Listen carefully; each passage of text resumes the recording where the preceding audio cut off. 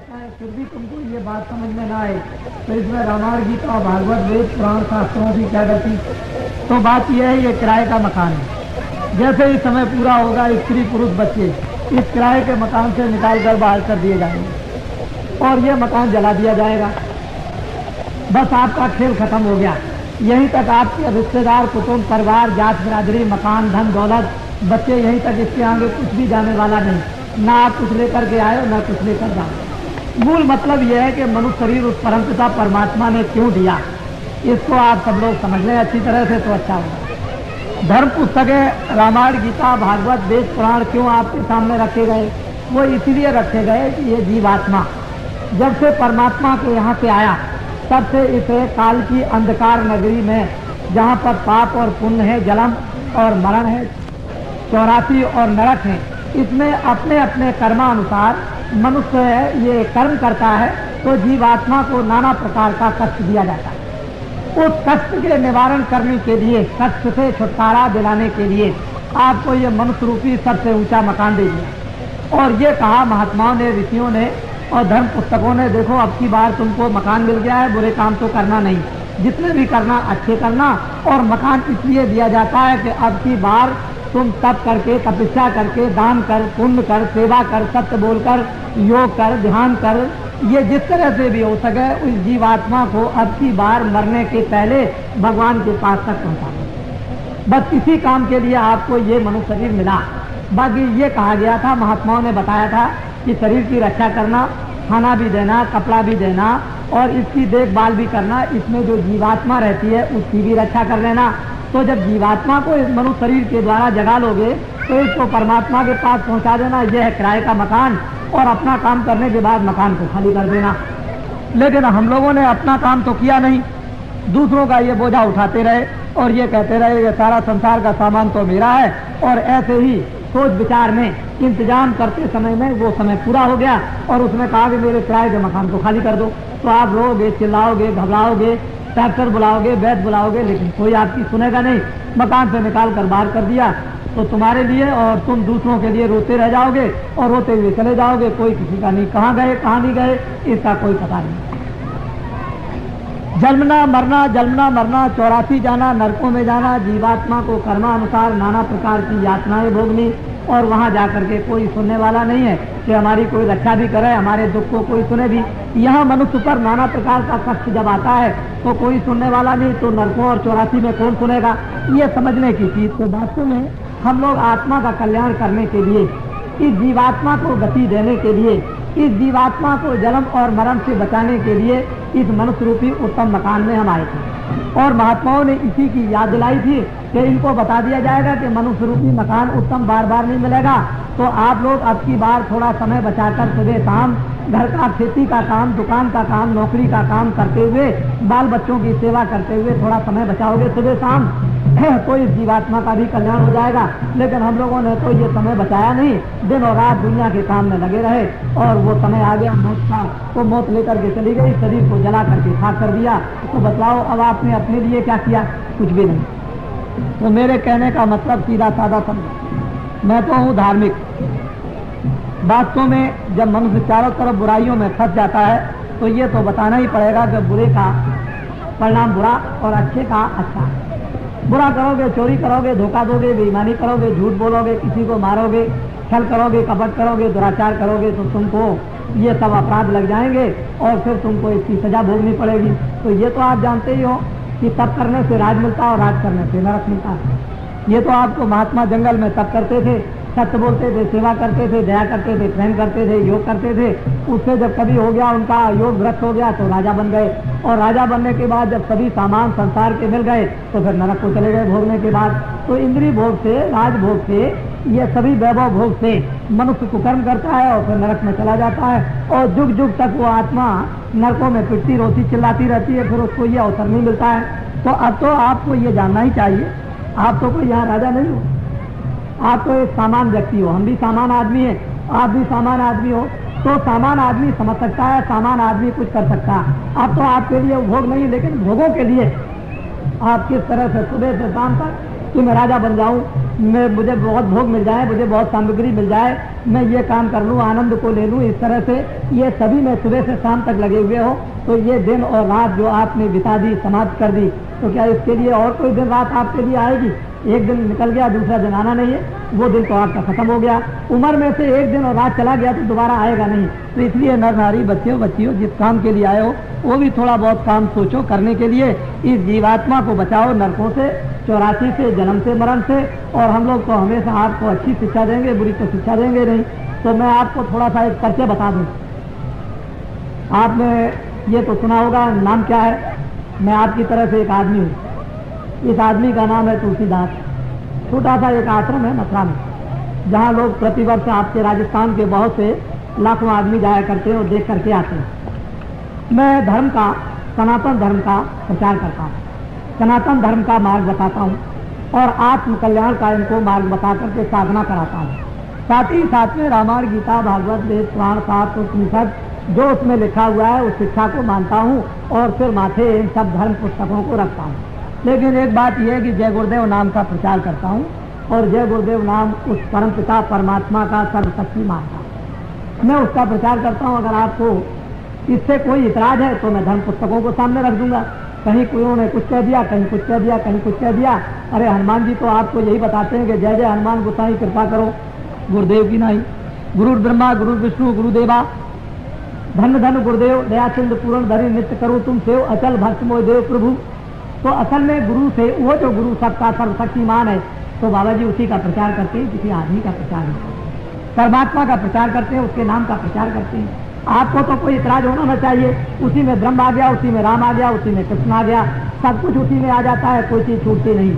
जब सूरज सामने निकल आया तो उसी में चंद्रमा भी आ गया, सितारे भी आ गए और दिया भी आ गया। सूरज का प्रकाश तो बहुत बड़ा होता है और सब जगह उजाला कर देता है। तो जब आप सर्वशक्तिमान परमात्मा को मानने ही लगे तो सब उसी में आ जाते हैं। जो चले गए वो भी आ गए, जो आएंगे वो भी उसके अंदर में आ गए। तो राम भी आ गए, देवी भी आ गए, देवता भी आ गए। मतलब उसका ये कि आत्मा का कल्याण होना है, किस तरह से होना है वो तो मार्ग महात्माओं से मिलेगा। उस पर पता के चिंतन करने का, उपासना करने का, ध्यान करने का, आत्म शुद्धि करने का, मन की शुद्धि करने का, चित्त की शुद्धि करने का। जब ये पाप से पर लाभ लिए जाते हैं तो कोई न कोई अग्नि प्रकट होती है जो पापों को जला देती है। तो महात्माओं के पास में तो योग रूपी अग्नि रहा करती है, जो हमारे अंदर में जला दी जाती है तो वो पाप हमारे जल जाते हैं। तभी तो जीवात्मा निर्मल और पवित्र होगी और तभी मुक्त होगी। तो बाबा जी जय गुरुदेव नाम का प्रचार करते हैं। बाबा जी का तो नाम है नहीं जी जय गुरुदेव, बाबा जी का तो नाम तुलसीदास है। अब आपको ये बात तो मालूम हो ही गई कि भगवान का नाम जय गुरुदेव है और जिधर भी जाओगे उधर आपको सारे हिंदुस्तान में जय गुरुदेव नाम का आपको प्रचार मिलेगा। अगर भगवान का प्रचार नाम का ना होता तो इतनी जल्दी देश के अंदर में विकास नहीं करता और विश्वास लोग नहीं करते। तो जय गुरुदेव भगवान के नाम से विश्वास लोग करते हैं, उनसे उनको फायदा भी होता है, लाभ भी होता है, आत्म सिद्धि भी और आत्म जागरण भी होता है, आत्म शुद्धि भी होती है, मन विवेक और मन में निर्मलता भी आती है, विश्वास भी आता है। लोग उससे बहुत कुछ लौकिक और पारलौकिक लाभ उठाते हैं। सभी लोग तो किसी न किसी चीज को रखा करते हैं। अरे आदमी को अगर कहीं आराम मिल जाए तो पत्थर की चोटी पर रात को भी चला जाएगा और धूप में भी चला जाएगा और बरसात में भी, और लाभ नहीं मिलेगा तो उस चोटी पर चढ़ करके क्या करेगा। तो जब लाभ मिलता है भगवान के चिंतन से, उपासना से, उसके तो फिर लोग जो है उसको याद करते हैं कि किसी तरह से भी हमारा लौकिक शारीरिक फायदा हो, हमारा आत्म फायदा हो, परिवार का फायदा हो, देश का लाभ हो। तो हर तरह से लोग भगवान को याद करना चाहते हैं। और किसी नाम से भी परमात्मा को याद कर लो, कोई भी नाम हो जिससे आपको सुगम और साधारण हो उसी नाम से याद कर लो। लेकिन महात्मा जिस नाम से आपको भगवान को याद करा दें आप उसको कर लीजिए, लाभ उसी का होगा। तो बड़े ध्यान से आप मेरी बात को सुनो। वैसे तो यह है मैं एक धोबी का काम करता हूँ। आपके गांव में कोई धोबी रहता है, जब गंदे कपड़े हो जाते हैं तो आप उसको दे देते हो और कहते हो देखो धोबी इस कपड़े को साफ करके ले आना। वो तो जात का एक कपड़ा धोने वाला गाँव का धोबी है। लेकिन बाबा जी भी उसी प्रकार की धुलाई करते हैं कि मन बुद्धि चित्त जीवात्मा अंतःकरण बहुत जुग जुग से मैले हो गए, इतने गंदे हो गए कि बिना धुलाई के ये साफ नहीं हो सकते हैं। तो महात्माओं के पास में औषधि होती है, बूटी होती है, अंजन होता है, उसको लगा देते हैं, उसको दे देते हैं, उससे उसकी मन की, बुद्धि की, चित्त की, जीवात्मा की धुलाई करते हैं। और जब जीवात्मा धुल जाती है, साफ हो जाती है, मन शुद्ध हो जाता है, बुद्धि शुद्ध हो जाती है, तो विवेक आ जाता है, ज्ञान उसको होता है और फिर उसको आत्म साक्षात्कार होगा, तभी तो प्रभु का दर्शन होगा। गंदगी में तो आपको मालूम होना चाहिए कि गंदा शीशा रहेगा तो सामने अपनी तस्वीर भी दिखाई नहीं देगी, अपनी ये शकल भी दिखाई नहीं देती है। शीशे को साफ कर लो तो अपनी शकल आएगी। इसी तरह से अपनी जीवात्मा को, मन को, बुद्धि को और चित्त को नहीं साफ करेंगे तो परमात्मा कैसे मिलेगा? उसके लिए कोई धोबी चाहिए। जैसे कि वाल्मीकि के गुरु, उन्होंने धोया तो वाल्मीकि को क्या मिला कि वाल्मीकि को दर्शन हुआ ब्रह्म का, दिव्य नेत्र ज्ञान चक्षु खुला और ब्रह्म का दर्शन साक्षात्कार उन्होंने किया। मीरा ने साक्षात्कार किया, रैदास ने साक्षात्कार किया, भगवान का तुलसीदास जी ने साक्षात्कार किया। जब मन, बुद्धि, चित्त और जीवात्मा साफ नहीं होगी तो साक्षात्कार कैसे होगा? इसी के लिए हम लोग जंगलों में, तीर्थों में जाया करते थे। चलो भाई आज इस तीर्थ में चलेंगे, आज पर्व लगा हुआ, वहाँ महात्माओं का दर्शन होगा और उनका सत्संग सुनने को मिलेगा। बहुत उच्च कोट के महात्मा मिलेंगे। तो कभी हरिद्वार चले गए, कभी रामेश्वरम चले गए, कभी द्वारका चले गए, कभी मथुरा और काशी चले गए, महात्माओं का दर्शन। इस मंदिर में गए, बहुत अच्छे महात्मा मिलेंगे, उस मंदिर में गए, बहुत अच्छे महात्मा मिलेंगे, उस आश्रम में गए, यहाँ सिद्ध पुरुष मिल जाएंगे। इसीलिए दर्शन करने के लिए जाते थे कि भाई कहीं चलते फिरते संतों महात्माओं का दर्शन, योगियों का होगा तो आत्मा का कल्याण हो जाएगा। और इसीलिए आप इस मनुष्य जीवन में आए। तो इच्छा तो आपके अंदर है दर्शन करने की, इच्छा तो कल्याण की है, इच्छा तो प्रभु को देखने की है, इच्छा मुक्ति की है, इच्छा जन्म मरण से बचने की है, 84 नरकों से छूटने की इच्छा है। लेकिन जीव बेचारा भूल से यहाँ फंस गया, इसको कोई रास्ता दिखाने वाला, धर्म उपदेश, इसको सही बात बताने वाला कोई मिलता नहीं है। इसलिए इसका सारा जीवन और सारा समय इसका यूं ही चला जाता है और वो अपने घर के उसी झंझट कामों में, मोह ममता में, काम में, क्रोध में, अहंकार में इसमें फंसा रहता है। और एक दिन वक्त आया कि उसके सामने मौत आई और लेटर के चली गई, बस हो गया काम खत्म। यहाँ क्या अपना था? कुछ नहीं। तो बाबा जी एक सुगम, सीधा, सरल रास्ता नर नारियों को बताया करते हैं और ये कहा करते हैं, देखो बच्चा चोर घर में रहेगा तो बाप को अच्छा तो कभी लगेगा नहीं। बाप तो यही कहेगा कि अरे बच्चे तुम चोरी करते हो तो हमारा भी नाम डुबा दोगे और तुमको भी तकलीफ होगी और कभी कोई आएगा पकड़ लेगा तो कितनी बड़ी बदनामी होगी। इसी तरह से महात्मा सारी सृष्टि में अपना बच्चा समझते हैं, सबको कहते हैं देखो गलती मत करना, चोरी मत करना, झूठ मत बोलना, धोखा मत देना, किसी को मार मत देना, किसी का कत्ल मत कर देना, ये सब बुराइयां हैं। शराब मत पीना, मांस को मत खाना, तुम अंडे मत खाना, ये सब खान जितने भी हैं खाने के अशुद्ध सामानों को तुम बोल रहे, इससे बुद्धि खराब हो जाएगी, चित्त हो जाएगा खराब, मन चंचल हो जाएगा, काम, क्रोध, लोभ, मोह, अहंकार जग जाएगा तो आत्मा का विनाश हो जाएगा। तो महात्मा बाहर की धीरे धीरे शिक्षा देते हैं, जब मजबूत कर लेते हैं तो उसको आत्म शिक्षा देते हैं साधना करने की। फिर जब वो आत्म साधना में लग जाता है तो आत्म सिद्धि हो जाती है, उसको ज्ञान हो जाता है, उसमें शक्ति आ जाती है, उसको आनंद मिलता है, तो उसका लोक और परलोक दोनों बन जाता है। इसी लोक परलोक बनाने के लिए हम लोग इस मनुष्य रूपी मकान में आए थे और रामायण करते थे कि हमारा लोक बनेगा, परलोक भी बन जाएगा। गीता को भी सुनते कि लोक बनेगा, परलोक बनेगा, और जब तब तीरथ करते हैं कि लोक परलोक बन जाए। लेकिन अब आप नहीं जानते हो तो भाई महात्मा क्या करें? महात्मा तो आपको जब नहीं मिलते हैं तो अपना रास्ता बदल गया।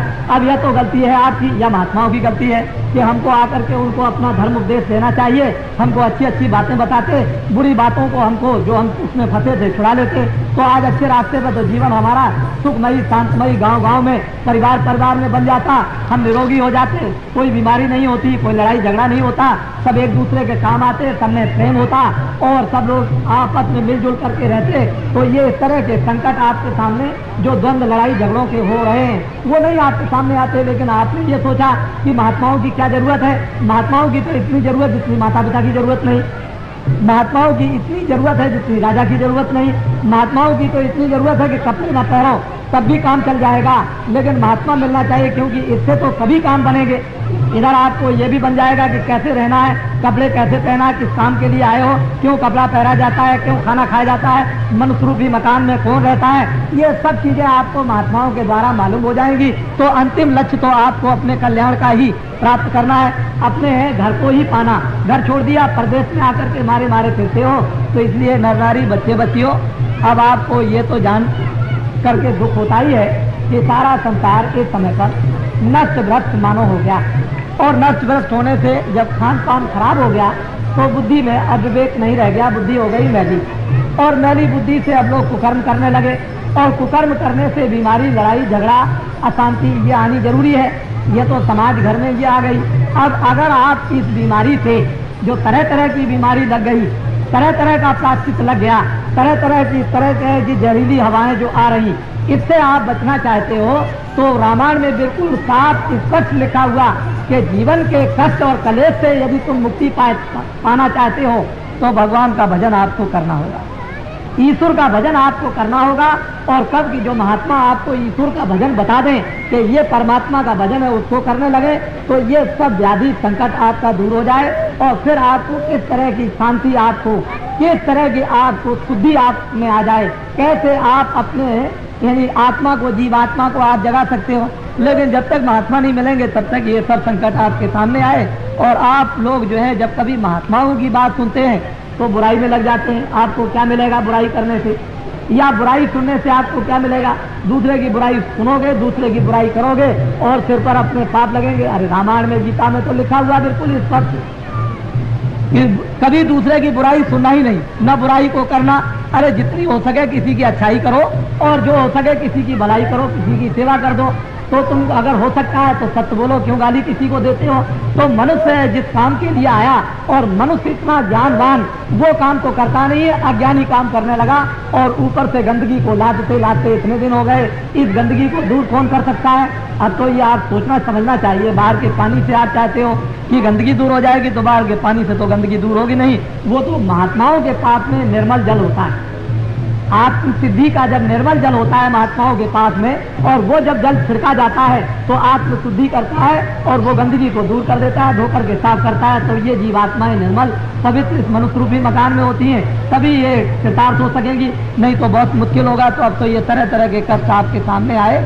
तो मेरे कहने का मतलब यही कि हम तो आपको सुगम सीधा रास्ता बताएंगे ही, क्योंकि हमने यहाँ कोई जात पात का झगड़ा नहीं रखा, किसी तरह का नहीं। मुसलमान हो, हिंदू हो, छोटा हो, बड़ा हो, ब्राह्मण हो, क्षत्रिय हो, वैश्य हो, अर्जन हो, कोई किसी भी जात का हो, हमको उससे कोई मतलब नहीं। मतलब तो इससे है कि मन होना चाहिए। जब पैदा हुए थे तो नंगे, पैदा हुए थे तो रो रहे थे, पैदा हुए थे न पढ़े थे, न आप कपड़ा पहन सकते थे, न किसी को पहचान सकते थे। लेकिन जब धीरे धीरे जब बड़े हुए और बुद्धि जगी और आपको परिचय ये कराया गया सब कुछ, तो कपड़ा भी पहनने लगे, शर्म भी आने लगा, खाना भी खाने लगे और उठने भी लगे और सुनने भी लगे और बात भी करने लगे और दूसरे की इज्जत और सेवा भी करने लगे। लेकिन जब जाने का वक्त हुआ तो कपड़ा भी भूल गए, खाना भी भूल गए, उठना भी भूल गए, बोलना भी भूल गए, देखना भी भूल गए। क्यों? कि जब आए थे तो कुछ नहीं लेकर आए, न कुछ समझ लेकर आए। जब जाने लगे तो ये सब कपड़े उतार दिए, सारा संसार का ध्यान खत्म हो गया, सब पहचान खत्म हो गई। जब मरने लगता है तो सब पहचान खत्म, ना कुछ लेकर आए ना कुछ लेकर जाओगे, सब कुछ आपको छोड़ करके यही जाना है, इसी जगह खाली आपको जाना। ये भी मनुष्य रूपी कपड़ा उतार लिया जाएगा आपका और ऐसी अवस्था में भेज दिया जाएगा कि इसके अंदर कौन रहता था, किस तरफ से निकल करके चला गया, ये आपको कोई ज्ञान नहीं हो पाएगा। उसी को जानने के लिए ये मनुष्य रूपी कपड़ा आपको मिला है और इसमें बैठ करके आप अपने आप को जानो, अपने आप को पहचानो। पहचान लोगे महात्माओं की कृपा से, दया से, तो सारा काम और जीवन सफल बन जाएगा और जिस लिए आए थे वो काम हो गया आपका। नहीं तो ऐसे न मालूम अनेकों और करोड़ों जन्म आपने धारण किए हैं और फिर भी अभी तक काम कुछ नहीं हो सका। यही रोना रोते रहे जन्म मरण का, नरकों और 84 का। तो रास्ता तो मैं आपको बताऊंगा, इसमें तो दो संदेह नहीं। सीधा बताऊंगा, साधारण बताऊंगा, ऊंचा बताऊंगा। चारपाई पर करो, जमीन में बैठ के करो, रजाई ओढ़ के करो, कंबल ओढ़ के करो, पहले खेती करो, बाद में बच्चों की सेवा करो। जब कोई काम तुम्हारे पास ना हो तो भगवान का भजन 15 मिनट, 20 मिनट, आधा घंटा लेट करके, बैठ करके, समझ गए, पैर लटका करके जैसे भी बन जाए वैसे कर लो तो काम तुम्हारा ये बन जाए चलते चलाते। नहीं तो आगे बड़ी मार पड़ेगी और नरकों की अग्नि में वहाँ जब जलाए जाओगे तो कोई बचाने वाला नहीं होगा, काटे जाओगे तो कोई बचाने वाला नहीं होगा, सड़ाए जाओगे तो कोई बचाने वाला नहीं होगा, भूख प्यास लगेगी तो कोई देने वाला नहीं मिलेगा। तो वहाँ इतनी यातनाएं जंदूत सिपाही देते हैं कि वहाँ हाहाकार जीवात्माएं करती है, रोते चिल्लाते रहते हैं। और ये रोज घटनाएं देखने को मिलती हैं। जब तुमको वो ज्ञान मिलेगा, जब तुमको ज्ञान चक्षु मिलेगा, जब दिव्य नेत्र तुमको मिलेगा, जब तुम्हारा खुल जाएगा और मनुष्य रूपी मकान में बैठ करके जब देखोगे कि जीवात्माएं कैसे निकाली जाती हैं और कैसे डाली जाती हैं और कहाँ इनका हिसाब होता है, न्याय इनका कहाँ होता, कौन इनको मारता है, किस तरह से मारता है, कहाँ इनको जलाता है, तो आदमी कांपता है और डरता है। और पुस्तकों में फिर महात्माओं ने लिखा कि हे जीवों, हे मनुष्यों, ये ऐसी दुर्गत आत्माओं की होती है, तुम बुरे कामों को अब करना छोड़ दो। अभी तक जो कुछ किया तो किया, अभी तक तो आपने सब कुछ कर लिया जो कुछ करना था। यानी इन 27 वर्षों में जितने भी बुरे से बुरे काम करने थे आपने सब किए, उससे तो आपने हार मानी नहीं। लेकिन मिला आपको क्या, ये सोच लो। 27 वर्षों में ये सोचा था कि महात्मा की जरूरत नहीं, रामायण की जरूरत नहीं, धर्म की जरूरत नहीं, प्रेम की जरूरत नहीं, सत्य की जरूरत नहीं, सेवा की जरूरत नहीं, माता पिता के सेवा की जरूरत नहीं, बड़ों की इज्जत की जरूरत नहीं। आपने इन सब बंधनों को जो सामाजिक थे, घर के थे, परिवार और मनुष्य के थे, उन सब को तोड़ दिया। सोचने लगे चलो भाई अब बंधन तोड़ करके बाहर निकल जाएंगे, गीता रामायण का क्या बंधन महात्माओं का और देवताओं का, तो चलो बड़ा आनंद मिल जाएगा। आपने सब कुछ किया और करने के बाद आपको मिला क्या, ये आपको सोचना है। तो मैं आपको एक छोटा सा किस्सा बताता हूँ, वो सुने स्त्री पुरुष सभी। एक महात्मा जी थे, आपके गांव में आए। महात्माओं को लोग क्यों पकड़ते हैं, ये समझने की बात। जब आप सब तरह से थक जाते हो, हार जाते हो, रोते चिल्लाते हो और कोई भी रास्ता आपके दुख दूर होने का नहीं होता है, तो अंत में लोग महात्मा को पकड़ते हैं कि महाराज अब तो दया दृष्टि कीजिए, अब कृपा कर दीजिए। तब फिर महात्मा होते हैं द्रवित, वो दूसरों के दुखों को देख करके फौरन पिघल जाते हैं और कहते हैं भाई इसके ऊपर को तो दया होनी चाहिए, इसके दुख दूर हो जाए। तो महात्मा ऐसे ही चले जा रहे थे, रास्ते में जब सभी नर नारी बड़े दुखी थे तो महात्मा जी को पकड़ा। महात्मा जी आप कहाँ जा रहे हैं, आप कहाँ जा रहे हैं, आप कहाँ जा रहे हैं, जरा हमारी बात तो दुख की सुन लीजिए। तो महात्मा जी खड़े हो गए, चले बेटा क्या है, क्या लगे बड़ा संकट है, बड़ा कष्ट है, बड़ी बीमारी आई हुई है, खाना नहीं मिलता है, लड़ाई झगड़ा होता है, उत्पात हो रहे, कोई किसी की सुनने वाला नहीं। अरे बच्चे, तुमने तो अपना रास्ता कर्म धर्म का छोड़ दिया तो तकलीफ तो तुमको मिलेगी ही, तुमको आराम कहाँ मिलेगा। इसलिए बच्चा तुम अपने कर्म धर्म में लग जाओ तो तुम्हारा ये संकट और दुख दूर हो जाएगा। कह लगे अच्छा महाराज हमको बतलाइए हम कर्म धर्म में कैसे लगे। तो उनको सबको बुला करके बैठा दिया और कहा देखो बच्चा, अगर तुम सुख चाहते हो तो तुम कितने दिन में सुख चाहते हो। कह लगे महाराज हम तो आज ही सुख चाहते हैं। अरे बच्चा, एक दिन में तो तुमने पाप किया नहीं। अरे चोरी करने में भी तुमको 2 घंटे 4 घंटे लगे होंगे, रात भर किसी गांव में गए होगे तो रात भर जगे होगे और वहां से आए होगे, उसमें भी तुमको 2-4-6 घंटे लग गए होंगे। तो 1 मिनट में तो काम नहीं। तो हमारे पास में आओ 15 दिन तक, आओ आकर के सुनो और हम तुम्हारे कष्टों को दूर करेंगे। तो सब के सब स्त्री पुरुष आए। महात्मा जी ने रामायण भी और रामायण को सुनाया और गीता को सुनाया और धर्म उपदेश किया और उनसे कहा देखो बच्चों तुम्हारी समझ में आया। कह लगे महाराज बहुत कुछ समझ में आया। तो तुम्हारे अंदर में कुछ प्रेम आया। कह लगे महाराज बहुत अच्छा प्रेम। क्या प्रेम आया। कह लगे हमको घर अच्छा नहीं लगता, हमको खेती अच्छी नहीं लगती, हमको बच्चे नहीं अच्छे लगते। कह लगे अच्छा तुमको ये अच्छा नहीं लगता है। कहा महाराज ये अच्छा नहीं लगता तो क्या अच्छा लगता है कि साधु महात्मा का दर्शन हो और हमको सत्संग सुनने को मिले। तो और तुमने क्या। कह लगे महाराज अब हम पहले तो बड़े क्रोधित हो जाते थे, तो अब क्रोध नहीं आता है और काम भी नहीं आता है और लोभ भी नहीं आता है और मोह भी नहीं आता है। तो अच्छा बच्चा एक काम करो कि जरा आंखें तो बंद करके बैठो।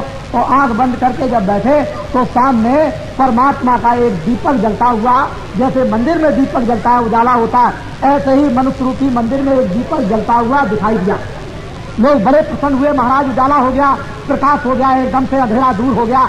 चले गए अरे बच्चा इसी को तो कहते हैं अज्ञान का।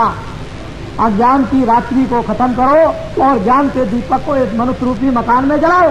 जैसे मीरा ने जलाया था, कबीर ने जलाया, तुलसीदास ने जलाया, इसी तरह से तो इस दीपक इस मनुष्य रूपी मंदिर में दीपक जल रहा जो तुमने बुझा दिया, जिसके बुझने से काम क्रोध लोभ मोह अहंकार ये तमाम तृष्णाएं विषय वासनाएं तुम में आ गई। अब तो तुमको मालूम हुआ उसमें कितनी बड़ी मस्ती है। चले गए अरे महाराज हमको क्या पता था, आप पहले से मिल जाते तो इतने कष्ट हम क्यों उठाते। चलो ठीक है अब तो तुम मिल गए, कम से कम अब रोज आया करो।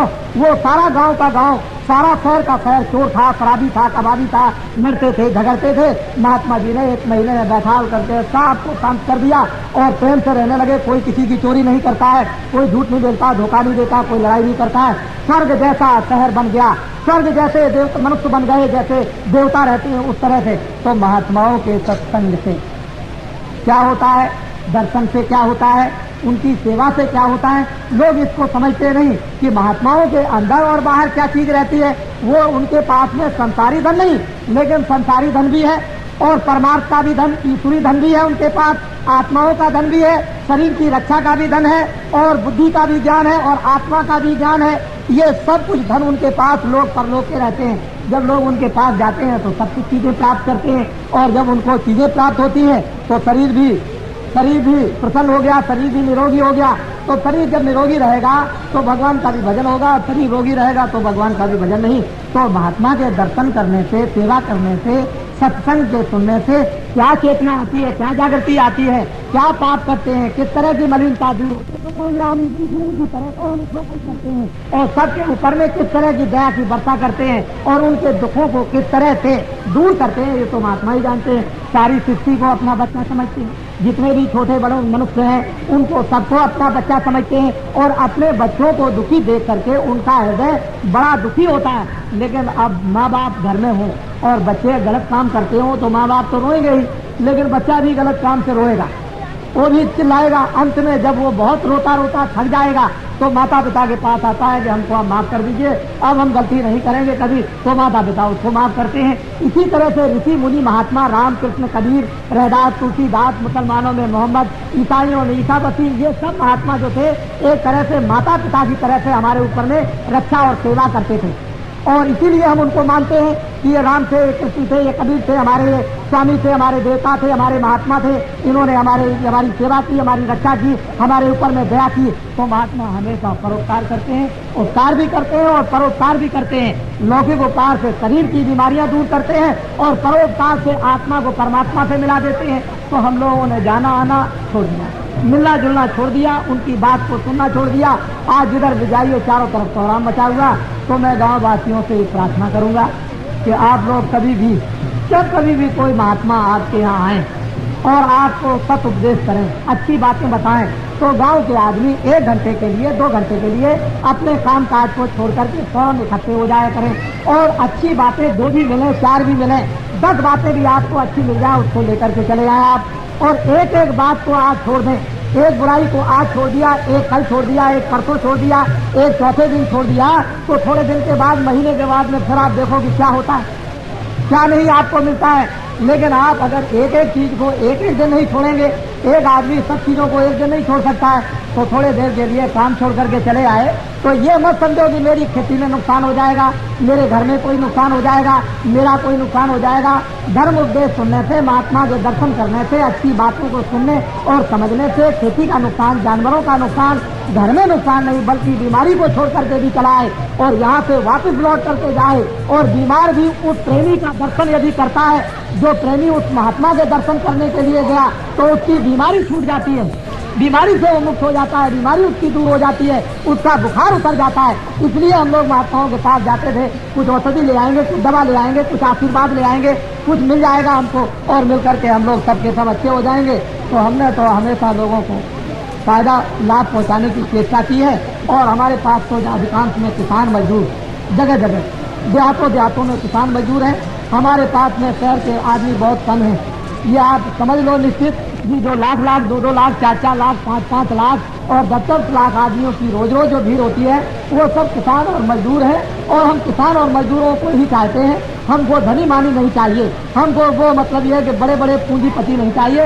हमको तो यही चाहिए जिनके अंदर दर्द है, जिनको दुख है, जिनको तकलीफ है, जो बीमार है, जो परेशान है, जो कामी है, जो क्रोधी है, जो चोरी में फंस गए, जो डकैती डालते हैं, झूठ बोलते हैं, शराब पीते हैं, मांस खाते हैं। हमको तो बुरे आदमियों की जरूरत है, हम उनको ठीक कर लेंगे। ये तो ठीक अपने अपने करने का रास्ता है कि हम कैसे ठीक कर लेंगे, हमारे पास आ जाएंगे, हम कैसे ठीक करेंगे ये तो हमको मालूम, क्योंकि हमने करोड़ों आदमियों की शराब छुड़ा दी, मांस छुड़ा दिया, मछली छुड़ा दी, चोरी छुड़ा दी, लड़ाई झगड़ा छुड़ा दिया, और भगवान के भजन पर लगा करके उनको ऐसे रास्ते पर लगा दिया कि अनपढ़ से अनपढ़ भी कोई किसान होगा, उससे बड़े पढ़े लिखे बात नहीं कर सकते। इस तरह का नर नारियों को शिक्षा देकर के धीरे धीरे समझा कर ज्ञान की शिक्षा देकर, रामायण की, भागवत की, गीता के दृष्टांत दे करके उनको और इस तरह से बनाया कि आप देखिए उनमें कितना प्रेम आ गया, कितने उनमें सत्यता आ गई, कितना उनमें आत्मविश्वास हो गया, कितने उनमें भगवान का विश्वास आ गया। ये कोई साधारण बात नहीं, मेहनत करने से सब कुछ होता है। तो आप लोग जो है वो सबके सब अच्छे रास्ते की तरफ चलो। गांव गांव के अंदर में आप लोग अपनी अपनी मीटिंगों को बना लो और ये आपस में बैठ करके तय करो कि भाई अभी तक तो आपने ये देख लिया सब कुछ कि शराब पीते थे, चोरी करते थे, मांस खाते थे, मछली खाते थे, लेकिन शराब कोई न पिए।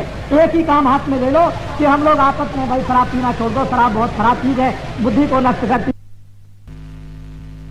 की बेइज्जती करता है। इसलिए एक काम को अगर आप लोग उठा लें तो 10 आदमियों का, फिर 20 आदमियों का, महीने में 50 आदमियों का, साल में 100 आदमियों का, इस तरह से 4-5 साल के अंदर में एक बुराई आपके सामने दूर होती हुई जब दिखाई देगी तो आपके अंदर विवेक आएगा और आपके अंदर सत्यता आएगी, प्रेम आएगा। तो समाज का जो ढांचा बिगड़ गया घर घर में और गांव-गांव में ये बनने लगेगा। तो गीता और रामायण को भी समझ जाओगे, फिर महात्माओं के धर्म उपदेश को भी समझ जाओगे। अगर ये जीवन ठीक कर लो तो चंद दिनों में भगवान को भी आप प्राप्त कर सकते हो, थोड़े दिनों में, महीनों में और वर्षों में। क्यों कि महात्मा आ जाएंगे, सीधा रास्ता आपको बताएंगे, जमीन तैयार रहेगी, हृदय रूपी जमीन आपकी जब शुद्ध पवित्र रहेगी, महात्मा फौरन रास्ता बताएंगे, आप उस रास्ते पर बैठ जाएंगे। 10 मिनट भी बैठो, आधा घंटा भी बैठो। मीराबाई कोई दिन भर तो नहीं बैठती थी, कबीरदास कोई दिन भर नहीं बैठते थे, धन्ना जाट थे, वो दिन भर भगवान के भजन में नहीं बैठते थे, खेती भी करते थे, जानवरों को चारा भी देते थे, बाल बच्चों की सेवा भी करते थे और उसके बाद भगवान के भजन में बैठ गए, उन्होंने भगवान को पा लिया। तो कहने का मतलब है काम के वक्त काम करो, सेवा के वक्त सेवा करो, खाने के वक्त में खाना खाओ, सोने के वक्त में सो और भगवान के वक्त में भजन करो। ये नहीं कि 24 घंटे हमको एक ही काम करना है। इसीलिए तो महात्मा कहते हैं कि जिन लोगों ने ये कहा कि जंगल में छोड़ करके चले जाओ भगवान मिलेगा, उनको नहीं मिलेगा। घर में रह करके ही जंगल बना लो। ये सब मैं सेवा करता हूँ, मेरा कर्तव्य है। बच्चों की सेवा करता हूँ, स्त्री की सेवा करता हूँ, स्त्री पति की सेवा करता है, कोई भाई की सेवा करता है, कोई रिश्तेदार की सेवा करता है। ये मनुष्य का कर्तव्य है और उस कर्तव्य का करो पालन और उसके बाद समय बचा करके सुबह शाम जब भी मिल जाए तो भगवान का भजन करो। इसी गृहस्थ आश्रम को ही जंगल बना लो। यही खेती करते हुए, व्यवसाय करते हुए, नौकरी करते हुए, बच्चों की सेवा करते हुए ये समझो हमारा कोई भी नहीं, हम तो अकेले आए थे और जब जाने लगेंगे तो अकेले चले जाएंगे। इसलिए अपने कर्तव्य का पालन करो, करने के बाद भगवान का भजन कर लो और छोड़ करके यहाँ से चल पड़ो। तो ये जब महात्मा मिलेंगे तभी सच्ची शिक्षा आपको मिलेगी, नहीं तो आपको बहुत मुश्किल है मिलना। देखो ठहर जाओ थोड़ी देर के लिए, आप ये बत्ती बंद कर दो बच्चे, इस बत्ती को एक को बंद कर दो, इसको, ये मच्छर बहुत है। देखो अभी तो मैं आपको, देखो मैं तो आपका भला करूंगा किसी तरह से भी, चाहे आपको मिट्टी दे दूं, चाहे आपको बात सुना दूं, चाहे आपको आंख से देख लूं और चाहे आपको हाथ से छू लूं और चाहे आपको भगवान का भजन कराऊं, चाहे आपसे और कुछ कराऊं, लेकिन आपका लाभ मैं जरूर पहुंचाऊंगा। इसको कोई मुझे रोक नहीं सकता। चाहे आप बदनाम करो कि भगवान को नहीं मानते हैं, रामायण को नहीं मानते, गीता को नहीं मानते हैं या गंगा को नहीं मानते हैं, जमुना को नहीं मानते, आपके कहने से कुछ नहीं होगा। जिसको लाभ होगा दौड़ के आएगा, सीधी सादी बात। तो बाबा जी की बात तो ये सुनो कि मैं तो परमात्मा की प्राप्ति का ये सीधा सरल रास्ता बताता ही हूँ। जब तुमको कभी इच्छा हो भगवान के मिलने की, दिव्य नेत्र रामायण में लिखा हुआ है, दिव्य नेत्र गीता में लिखा हुआ, शिव नेत्र रामायण और गीता और भागवत में लिखा हुआ है और शिव नेत्र वेदों में लिखा हुआ है। जब शिव नेत्र लिखा हुआ है कि मनुष्यों के पास है तो तुम्हारे सबके पास में शिव नेत्र, ज्ञान चक्षु, दिव्य नेत्र है। शिव जी ने जिस तरह से, पार्वती ने जिस तरह से और सीता ने जिस तरह से और राधिका ने जिस तरह से, कृष्ण भगवान ने और तुलसीदास ने जिस तरह से प्राप्त कर लिया उस भगवान को, उसी तरह से शिव नेत्र खोलकर, क्योंकि तुम्हारे सबके पास में शिव नेत्र तीसरा नेत्र है। 2 आंखें तो बाहर से सबके पास है और अंदर में तुम्हारे जो गुप्त तीसरा ज्ञान चक्षु दिव्य नेत्र सबके पास, और वो ज्ञान चक्षु दिव्य नेत्र तुम्हारा गंदा हो गया है। बाहर की आंखें जब गंदी हो जाती हैं तो बाहर से दिखाई नहीं देता है, बाहर की आंख साफ हो जाएगी, बाहर से दिखाई देने लगेगा। इसी तरह से भगवान को देखने वाली आंख, स्वर्ग को देखने वाली आंख, वैकुंठ को देखने वाली आंख, देवी देवता को देखने वाली आंख, ब्रह्मा विष्णु को देखने वाली आंख और उस देवताओं के लोक में जाने की आंख तुम्हारी गंदी हो गई, मैली हो गई है।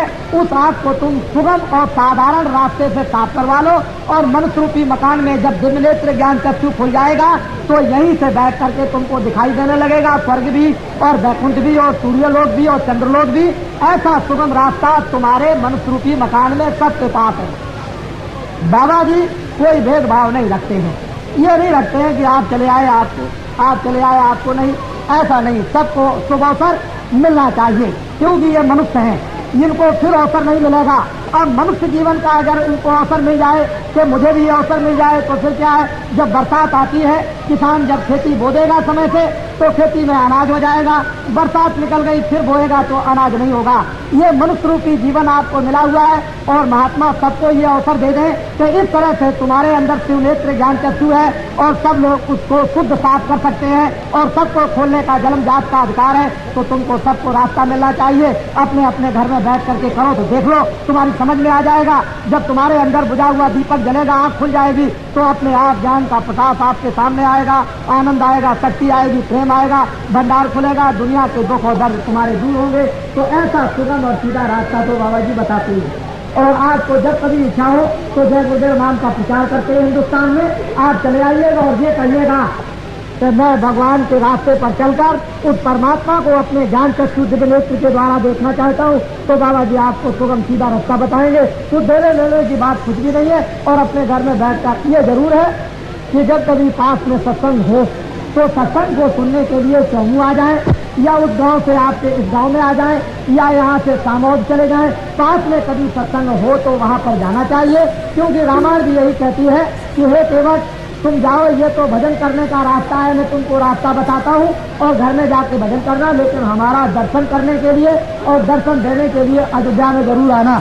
इसी तरह से नर नारियों, जब तुमको परमात्मा के पास में जाना है तो थोड़ा सा सत्संग उस रास्ते का सुनना जरूरी है, जिससे कोई सांसारिक बाधा आ जाए या रास्ते में कोई अड़चने आ जाए तो वो हमारे ध्यान और भजन की अड़चने दूर हो जाएं। बाधाएं हमारी भौतिक कामों में आ जाती हैं तो वो काम भी हमारे भौतिक हो जाए और बाधाओं से भी हम मुक्त हो जाएं, और हम अपना ये कल्याण जो सबसे ऊंचा है आत्म कल्याण उसको करें। तो उसके लिए सहयोग के लिए किसी महात्मा के पास इसलिए जाना पड़ता है कि आप अभी अबोध है, अज्ञानी है, अभी रास्ते पर आप मजबूत नहीं हुए, अभी चलना आपने सीखा नहीं, खड़ा होना आपने अभी सीखा नहीं। तो जब खड़े हो जाओगे, चलने लगोगे, देखने लगोगे, और फिर जब आप में ताकत आ जाएगी और ज्ञान होगा तो फिर कोई जरूरत नहीं, फिर तो बच्चा कहीं भी चला जाए, जिस जगह भी जाना चाहे कहीं भी फंस सकता है।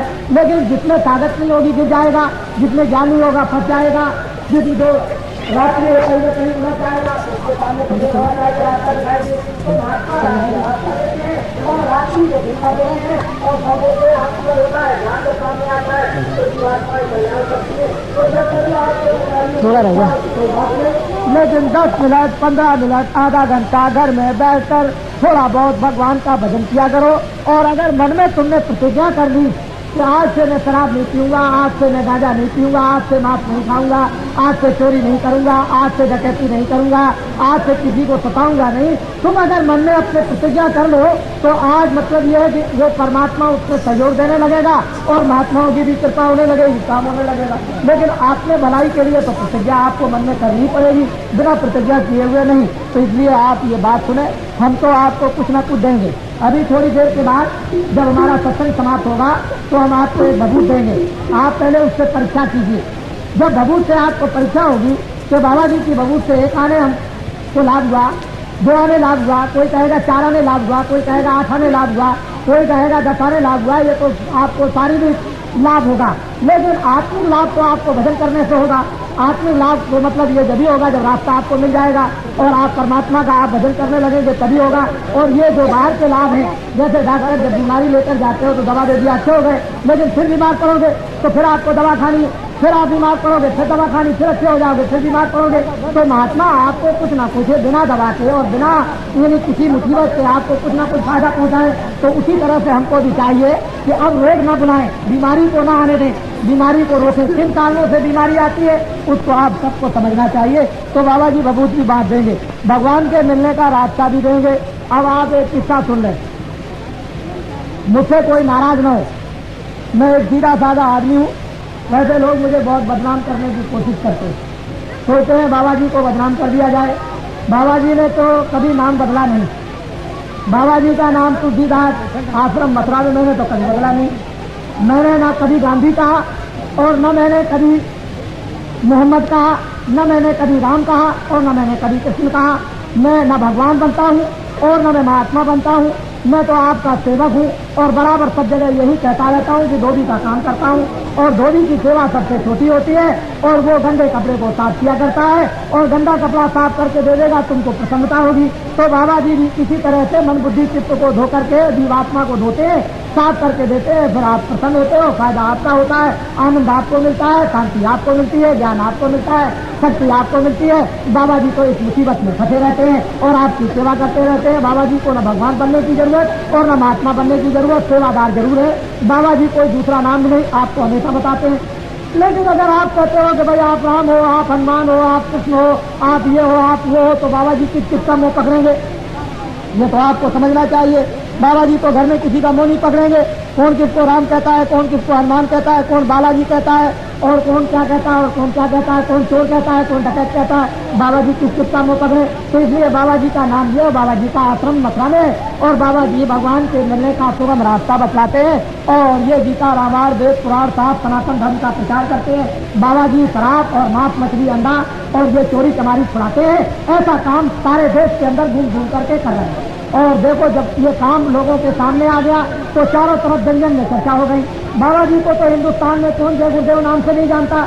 आप कहीं भी जाए, काशी में जाओ, द्वारका में जाओ, बंबई में जाओ, आप इधर चले जाओ, कश्मीर की तरफ चले जाओ, आप पूरब में कलकत्ते में जाओ, चारों तरफ जय गुरुदेव नाम से बाबा जी को जानते हैं। बाबा जी को जब जय गुरुदेव नाम से जानते हैं तो बाबा जी को और क्या करना। आप जिधर जाएंगे गांव गांव में, आपके यहाँ देखिए चाहे सारे राजस्थान में किसी तरफ भी चले जाइए, बच्चे बच्चे जानते हैं जय गुरुदेव नाम से, सब लोग जानते हैं। जब पहुंच जाएंगे तो मैं उनको देखूंगा, दर्शन करूंगा, और बाबा जी का वो दर्शन करेंगे। मैं उनको कुछ लाभ पहुंचाऊंगा, उनके पास कुछ रखा होगा मुझे दे देंगे, मेरे पास कुछ होगा मैं उनको दे दूंगा। उनके पास क्या बुराई होगी, गंदगी होगी, मैं उनकी गंदगी को साफ करूंगा। मेरे पास अच्छाई होगी तो मैं उनको अच्छाई दूंगा। एक सीधी सादी बात। इसलिए बदनाम करने की बहुत चेष्टा करते हैं, लेकिन बाबा जी बदनाम नहीं हो सकते हैं। बाबा जी को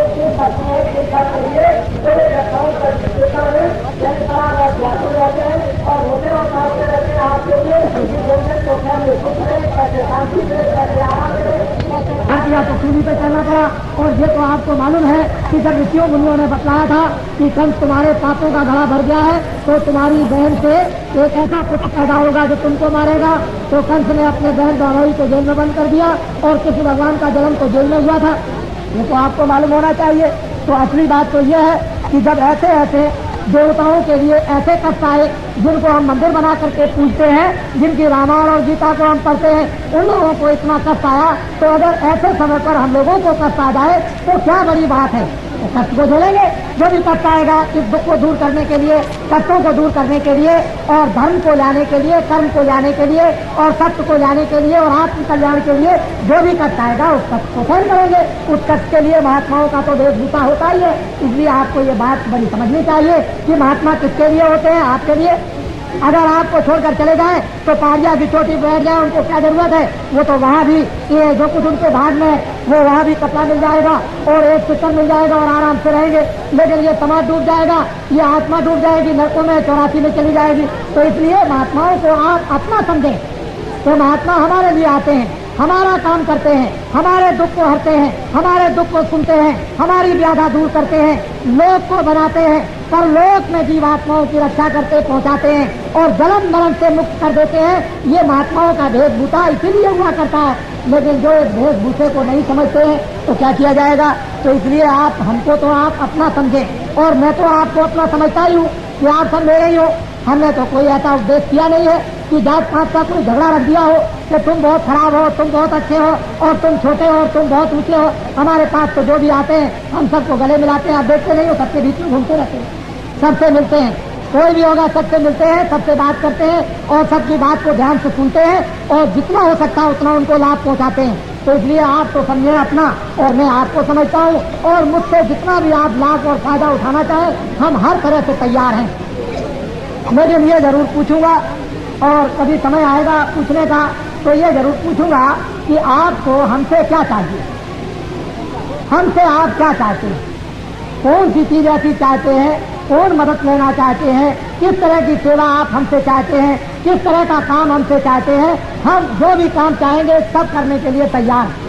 लेकिन जन जन को जब महात्माओं ने आवाज को उठाया है तो जन जन को स्थिति देखना चाहा, और हम ये चाहते हैं सारी सृष्टि स्वर्ग जैसी हो, सारी सृष्टि में स्वर्ग जैसा सुख हो, भरपूर वस्तुएं हो, सस्ती वस्तुएं हो, सबके चरित्र हो, सब में प्रेम हो, सब में सदाचार हो, सब लोग भगवान को याद करें, सब लोग भगवान का स्मरण करें, सब लोग निरोगी हो जाएं और सब लोग सुंदर हो जाएं। कोई अंधा, कोई लंगड़ा, कोई लूला, कोई बहरा न हो, सबसे सब अच्छे हो, इस तरह की कामना आपके लिए उस भगवान से करते रहते हैं। और ऐसा ही वातावरण बन रहा है कि एक समय आएगा तो लाचार होकर, मजबूर होकर, दिवस होकर, मार खाकर और चिल्लाकर और रोकर और तड़प कर और जलकर आप धर्म की तरफ दौड़ पड़ोगे और कहोगे अब तो हम धर्म के रास्ते पर चलना चाहते हैं, हमने तो दुनिया सब कुछ देख लिया है, अब सीधा रास्ता हमको चाहिए। तो उस समय पर भी हम आपको गले लगाएंगे और उस समय भी आपको प्रेम करेंगे, आपकी मदद करेंगे, आपकी सेवा करेंगे और ये चाहेंगे कि सबका जनजीवन बिल्कुल सुखमय हो जाए। लेकिन मैं क्या करूं, 70 से लेकर 80 तक मेरी बात को आप नहीं सुनोगे तो वो मुसीबत आपके सिर पर आएगी, वो आपत्ति आपके सिर पर आएगी, वो चिल्लाओगे रोगे जो लिखने में नहीं आ सकता है, इस तरह की आपत्ति आने वाली है। हमने 70 से और 80 तक, 81 के अंदर तक आपको बताया। आप ये चाहते हो बाबा जी कल बदल दे, बाबा जी आज बदल दे, बाबा जी 1 घंटे में बदल दे। बोझा लगा हुआ है सिर के ऊपर, कपड़ा सब गंदा हो गया है, उसको न तुम एक दिन धो सकते हो न धोबी धो सकता है। इसलिए जो पाप करते करते करते करते जो रोम रोम और रग रग आपने नीचे से लेकर ऊपर तक गंदा कर लिया है और कहते हो 1 दिन में बदल दीजिए, 1 घंटे में बदल दीजिए, 1 घंटे में सुखी कर दीजिए, 1 घंटे में शांति कर और 1 घंटे के अंदर में आत्मकल्याण और आत्मज्ञान दे दीजिए, 1 घंटे में मुक्ति दे दीजिए और मोक्ष दे दीजिए, बच्चा हो तो जाएगा। लेकिन तुम बर्दाश्त नहीं कर सकते हो, इसलिए थोड़ा समय तो लगेगा ही।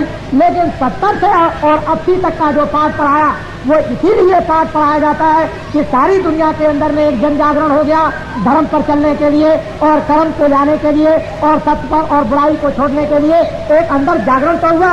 मालपुरा से एक आदमी ने आकर के होली पर, मैं मार्च के महीने में होली में 22 तारीख को आपके जयपुर में आ गया था।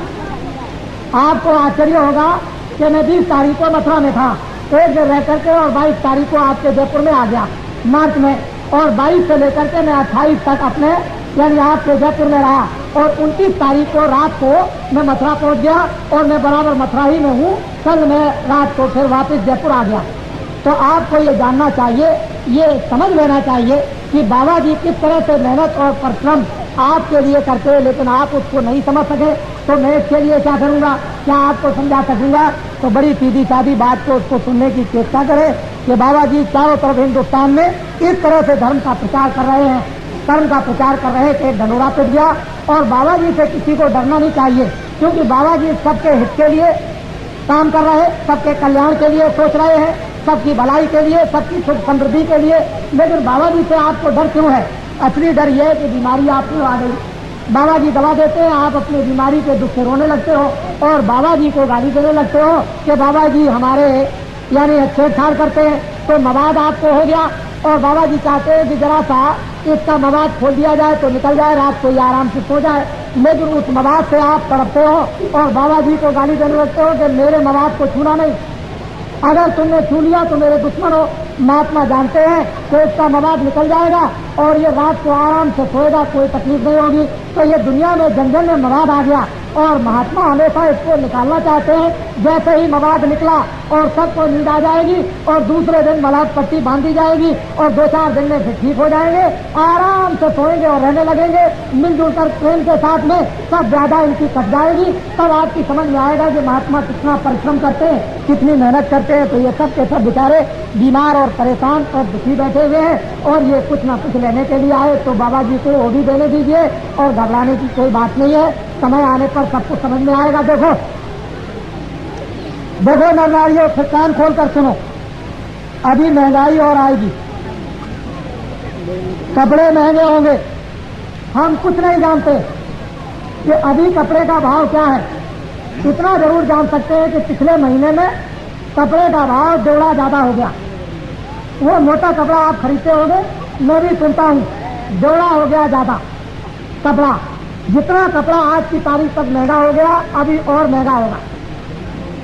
पहले समझ लें आप, आज कोई भी चीज सस्ती हो गई हो फसल पर, चाहे चने सस्ते हो गए, चाहे गेहूं सस्ते हो गए, चाहे मटर सस्ता हो गई, चाहे तेल सस्ता हो गया, जो कुछ भी फसल पर सस्ता हो गया वो तो किसानों का लेने के लिए सस्ता हो गया।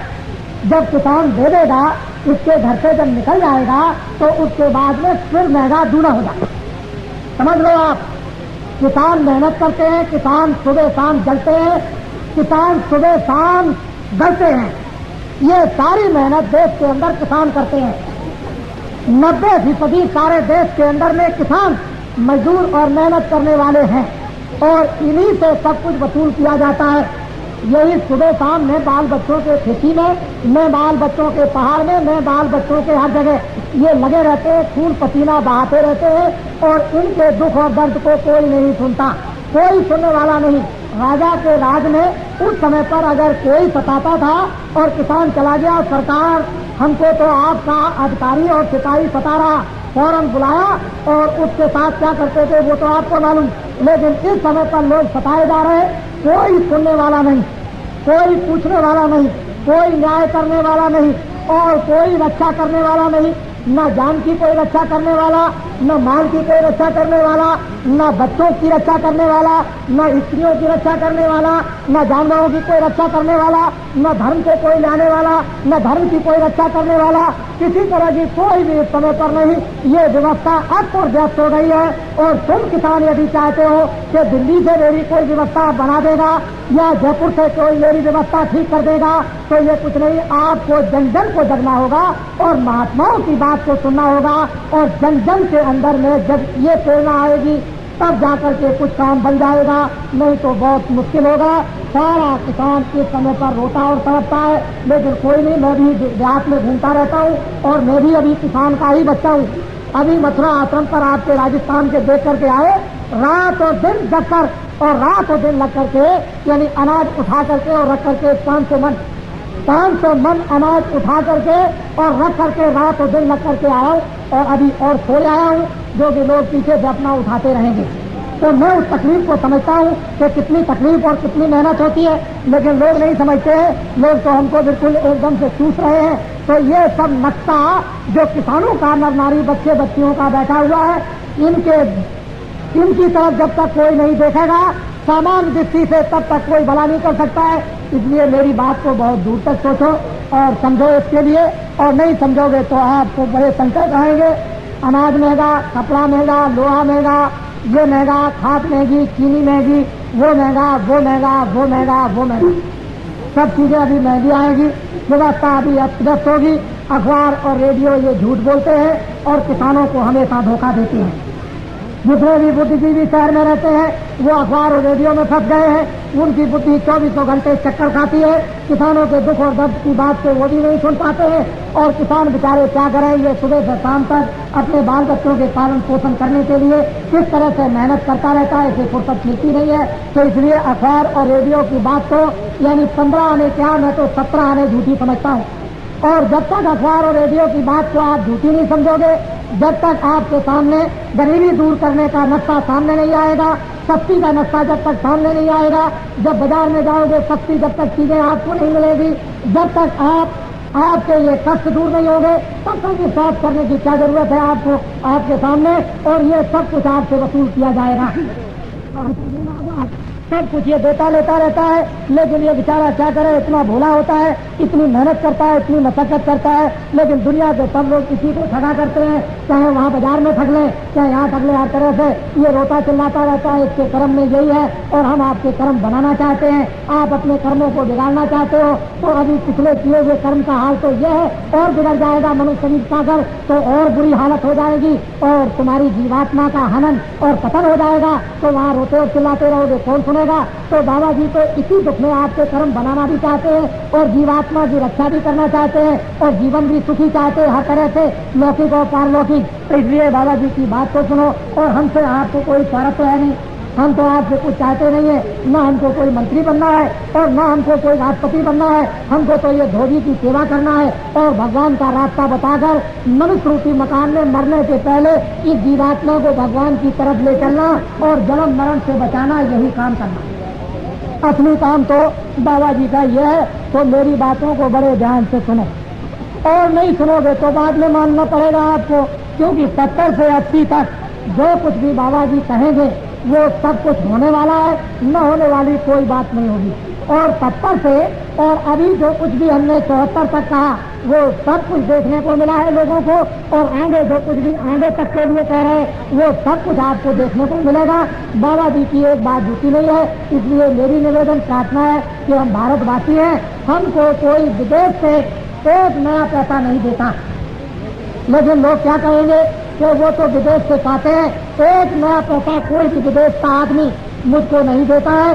ये सब इंतजाम यही किसान खून पसीना बहा करके यही सब गरीब करते हैं, यही लाउडी स्पीकर में आए तो इन्होंने ये मंच लगा दिया और इन्होंने पर्चे छाप कर न मालूम किस तरह आपको संदेशा देकर के ले आए।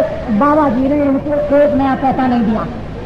बाबा जी न तो विदेशी है न विदेश से पैसा लाते हैं, बाबा जी देशी हैं, यही धर्म का प्रचार करते हैं और यहीं पर चरित्र सदाचार की शिक्षा देते हैं, यहीं पर आत्माओं के जागरण का सत्मार्ग बताते हैं। बाबा जी विदेशी नहीं है और बाबा जी को कुछ चाहिए भी नहीं। बाबा जी तो चाहते हैं कि कोई भी ऐसा आदमी पैदा हो जाए जो इन सबको सुखी जीवन कर दे, इनकी चीजें सस्ती कर दे और इनको सब चीजें मिलने लगे, ये आराम से रहने लगे, न्याय कोई इनको देने लगे, रक्षा इनकी करने लगे, सब लोग दिन में कमाए शाम को रखे, कोई चोरी चमारी न करे, कोई लूटपाट न करे, झूठे मुकदमे न चलाए। बाबा जी तो इस तरह का जीवन सबके लिए चाहते हैं। इनमें से तुम्हारा कोई बच्चा निकल आए और ऐसा काम तुम्हारी सेवा का चाहे कुछ भी बन करके करे, बाबा जी तो ये कामना तुम्हारे बच्चों से चाहते हैं। बाबा जी तो और कुछ चाहते नहीं। इसी शिक्षा को देख देख करके तमाम लोग घबरा रहे कि बाबा जी ने तो ये बहुत बड़ा इन किसान मजदूरों का एक संगठन कर दिया है और इनमें विवेक और विचार पैदा कर दिया है और न मालूम क्या चीज भर देते हैं और किस तरह से जगा देते हैं। तो ये तो अब किसान जाने, ये मजदूर जाने, दुखी जाने कि इनको क्या मिलता है तो इनको मालूम होगा, और बाबा जी को पता है कि इनको क्या देते हैं, इनको मालूम कि मुझे क्या मिलता है तो ये जानते हैं। जिसको किसी को कुछ मिलेगा अपने आप कुछ ना कुछ समझेगा, नहीं किसी को मिलेगा तो क्यों कोई समझेगा। अरे बिना फायदे की दुनिया क्यों दूर से चल के आती है, कुछ ना कुछ तो उसको मिलता ही है। तो ये सीधी सादी बातें हैं, इसलिए आगे समय बड़ा खराब आ रहा। मैं इतना ही आपसे अनुरोध करूंगा, देखो सभी संस्थाओं के लोग यहाँ पर बैठे होंगे, मैं तो एक धार्मिक आदमी हूँ, लेकिन आपको एक सलाह देता हूँ कि परिवर्तन होना चाहिए। सभी संस्थाओं के लोग सब के सब जितनी भारत में संस्थाएं हैं, धार्मिक संस्थाओं के लोग एक हो जाओ, क्योंकि उसकी अब जरूरत है। इनका अन्न, इनका पानी, आप लोग मंदिर बनाकर, आश्रम बनाकर इन किसानों का आप पानी और अनाज खाते हो, तो अब जंगल में रहने की जरूरत महात्मा और धर्म लोगों की नहीं। अब आओ इनके बीच में, इनकी इनकी आपत्ति आई हुई, इनके ऊपर अन्याय हो रहा, इनके ऊपर दुख का पहाड़ टूट गया, ये आकर इनके बीच में आकर के सुनो समझो और इनको एक रास्ता दिखाओ। ये धर्म लोग महात्मा आचार्यों की बात राजनीतिक लोगों के लिए यह है कि सब राजनीतिक लोग सोचें और विचार करें और विरोधी जितने भी हैं ये तो सब के सब एक हो जाए, शासन करने वालों को एक तरफ कर दे और विरोधी हो जाए एक तरफ। बड़े ध्यान से, जब रोटी देने की, कपड़ा देने की, काम देने की, न्याय करने की, रक्षा करने की, सस्ती लाने की और टैक्स कम करने की जब बात सब करते हो तो विरोधी जितने भी है ये सब के सब एक हो जाए। बाबा जी इस तरह का जन और जागरण करेंगे और आपको एक रास्ता बताएंगे, एक रास्ता आपको सुझाएंगे कि विरोधी एक हो जाए, शासन करने वाले एक हो जाए। और हम किसानों और मजदूरों से अनुरोध करेंगे कि 27 वर्षों में इतना कष्ट किसान और मजदूरों पर आया है, तो अब की बार परिवर्तन करो और दूसरों को एक मौका, एक समय दो सेवा करने का, जो चरित्रमान और सदाचारी है। और वो कौन? तो 50% तो तुम्हारे 20 और 30 वर्ष के जो बच्चे हो उनको आप आने दीजिए। 30% जो 35 साल के ऊपर के बुढ़े हो उनको आप ले आइए और 20% धर्माचार्य जो काशी में हो या गया में, हरिद्वार में या आपके गांव में कोई महात्मा अच्छे हो उनको आने दीजिए। अगर ऐसे वीरों को और ऐसे अच्छे लोग और धर्माचार्यों को आप लोग मौका देंगे तो एक परिवर्तन आपके सामने सुख का, आराम का, चैन का और शांति का और न्याय का और रक्षा का आएगा और शक्ति का। तो जमाना बदलेगा और जमाना बदलने के लिए हम सब लोग ये सोच रहे कि रात तो भगवान जमीन से